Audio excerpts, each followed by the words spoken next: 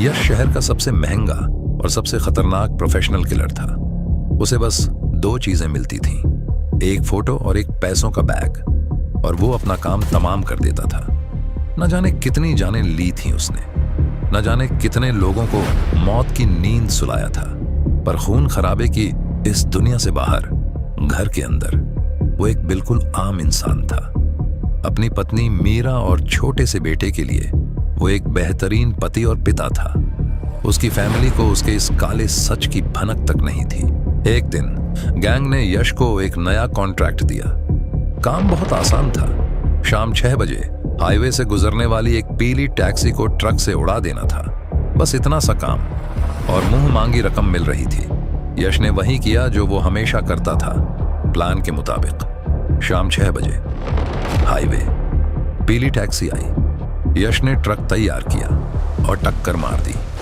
धमाका हुआ, आग, धुआं, सब कुछ जलकर राख हो गया। यश ने अपना काम पूरा किया और वहां से निकल गया। आयुस। इस काम के लिए उसे बहुत पैसा मिला था। यश बहुत खुश था। रास्ते में उसने अपने बेटे के लिए खिलौने खरीदे, अपनी बीवी के लिए गहने खरीदे और खुशी खुशी घर पहुंचा।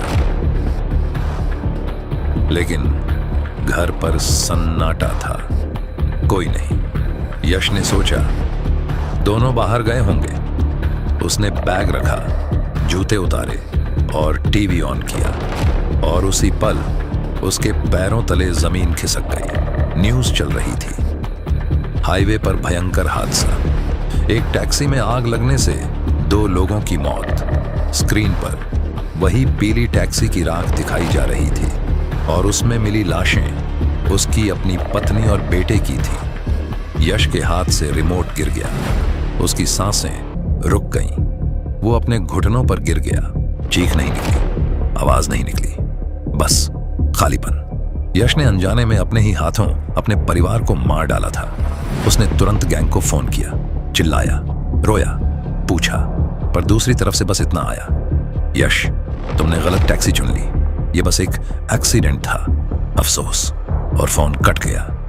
अफसोस ने यश को पागल कर दिया। वो वही आलीशान घर जहां कभी उसकी दुनिया थी, छोड़कर सड़कों पर आ गया। सालों तक वो शराब और गंदगी में पड़ा रहा, बस मौत का इंतजार करता रहा। लेकिन फिर एक दिन एक पुराने साथी सलीम ने उसे वो सच बताया जो सालों से दफन था। यश, वो एक्सीडेंट नहीं था।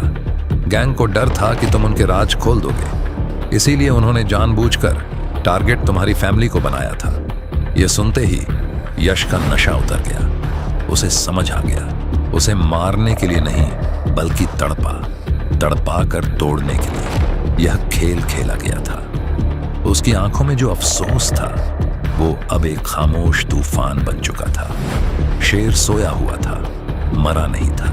यश ने तय कर लिया, अब रोना नहीं, हिसाब करना है। जिसने उसकी दुनिया जलाई थी, अब बारी उनकी जलने की थी। खेल अब शुरू हुआ है।